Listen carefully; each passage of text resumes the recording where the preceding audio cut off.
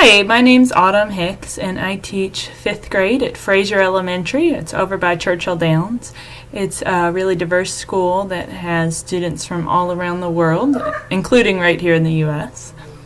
We have a lot of ESL students who are learning English, and they're from many different countries. I also coach our school's cross-country team. It's a pretty small team. This is a picture of them from last year.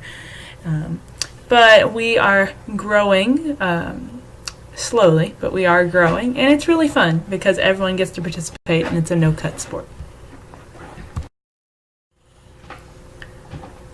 I think it's really important for kids to enjoy school, and that's harder than it sounds, as you all know. So I work to try to make things fun for the students, memorable, experiential, so that they are learning but really enjoying it the whole time too. And I'm obviously not perfect at it and still struggling with it, but one thing I like to do is take my students on a lot of field trips. I've been able to, through grants and Donors Choose and a couple other ways to find money, I was able to take my students on between 7 to 9 field trips the last couple years. This is a picture of my students at the Fraser Museum in the Lewis and Clark exhibit. So we have a lot of fun with that, and I think the students really are learning a lot too. In my classroom, I routinely use video clips embedded into my PowerPoints. I use Discovery Education and a lot to embed those video clips.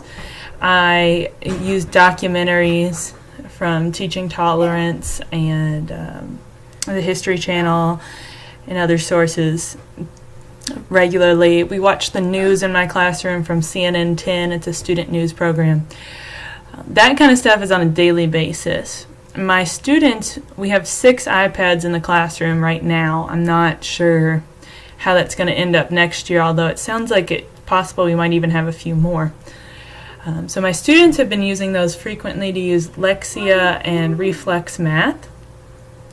And last year I was able to have the students take the iPads on our field trip to Fort Herod. And while they were there, they were taking pictures that they later used to create an iMovie or PowerPoint to present to the 4th graders about what Kentucky life was like in the past. That was really successful, and I'd like to do more stuff like that. I'd like to use more technology in the hands of the students more frequently, but I will say that I have trust issues with my students using the technology. Frequently, I'm finding that they're not using the technology appropriately, or at best just wasting their time, but at worst doing things they really should not be doing at all. So that's something I'm also trying to figure out how to monitor that better and also motivate them to make sure they are doing what they need to be doing with the technology. I have 2 boys, a 4-year-old named Will, who you've probably heard throughout this, whining a little bit. It's nap time, and he is not wanting to take a nap. And I have a 10-month-old named Owen. In this picture, it's 1 month picture, so he's a little bigger now.